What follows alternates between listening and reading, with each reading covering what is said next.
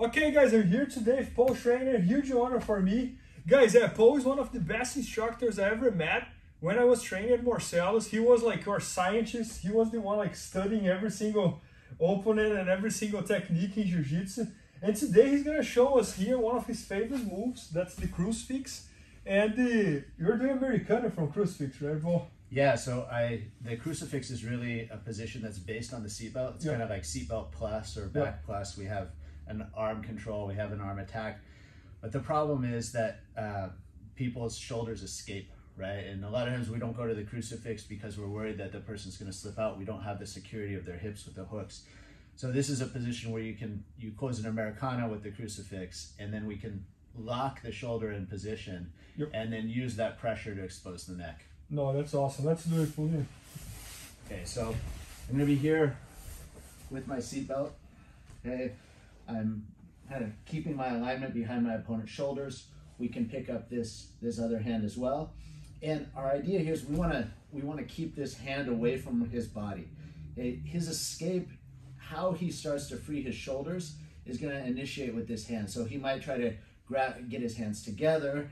Yeah, he might grab his belt or the inside of his thigh. He might even just take this hand and grab the top of my thigh so he can start to kind of get this shoulder to start to slip. So we're gonna keep that hand away from the body to begin with.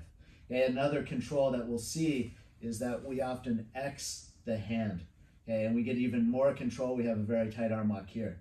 In this instance though, when we do the Americana, we're gonna take the leg out, so we switch sides with our feet. Our feet are now on the head side of our opponent's arm. We'll just rotate this way a little bit, Bernardo.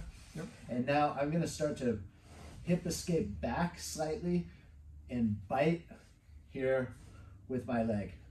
Now, wherever he tries to put his hand, I'm gonna be able to go over and collect his hand and drag it up my own foot like a ramp and catch on the ball of my foot. Just briefly as a placeholder, where we're gonna go bite with the back of our leg and place the instep on our the inside of our calf here. Now, so I've closed the Americana, and now we're gonna tension the Americana just by scooting our hip in. The more I scoot my hip in, the more I've locked his shoulder. It's gonna be impossible for the shoulder to slip, impossible for him to spin towards that, get his hands together, anything like that. And not only that, the more we scoot underneath and drag our opponent on top of us, the more we kind of pressure this, almost like a submission. So for Bernardo to release pressure, his chin has to come up, he has to bridge. So as we scoot in, now we're able to start to find the neck. No, that's awesome. And I can also tap with the Americana over here if you lift your hip up, right, Posey? I think it's hard to get someone to tap here with the Americana, but because you can always keep driving your hip up to release pressure, but it's very hard for you to defend your neck and the arm, exactly. If you want to defend your neck, then potentially you could tap. I got it. No, that's amazing. So one more time, like since the beginning, so you are in the Crucifix. Yeah, so I'm in the Crucifix. We typically always start with a figure 4 on the leg side of the arm, and sometimes with this X that we have here as well. And those will feed together. Okay, from here, okay, either with the figure 4 or with that X, okay, now we're just gonna take one leg out. We're gonna hip escape a bit so I can bite your elbow here. And now I can go and collect that hand.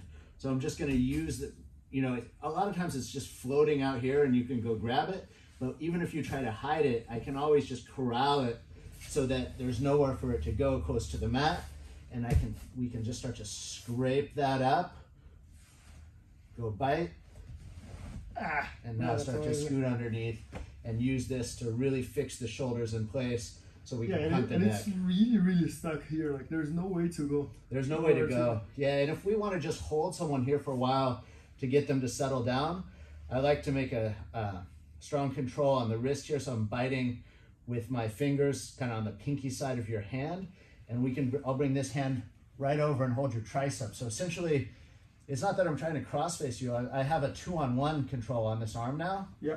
And in a way, I have a 2-on-1 on this arm too. I have 2 legs against this arm. So now try to escape. There's nowhere, you're not going anywhere I'm completely stuck. Yeah, and then once you settle down, we can start to hunt the submission. Man, that's awesome, Paul.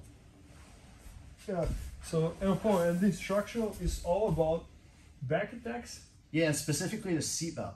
Good. So the seatbelt is just, you know, one arm over the shoulder, one arm under the armpit. It's very similar to how we close like a head and arm control from, you know, from top half guard, top side control. The same arrangement as a front headlock.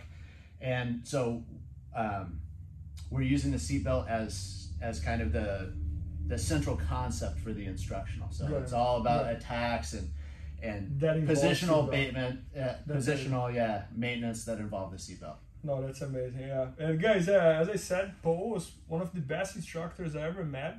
He knows how to break down the techniques in a way that I've never seen before. And so he just shot this entire instructional all about back attacks from the seatbelt, and it's gonna be at bjjfanatics.com soon. So maybe by the time you're watching, it's already there.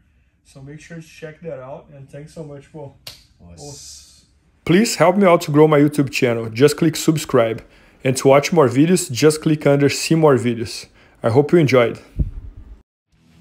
BJJfanatics.com. Use the promo code YouTube Faria to get 10% off any instructional video. Improve your jiu-jitsu faster.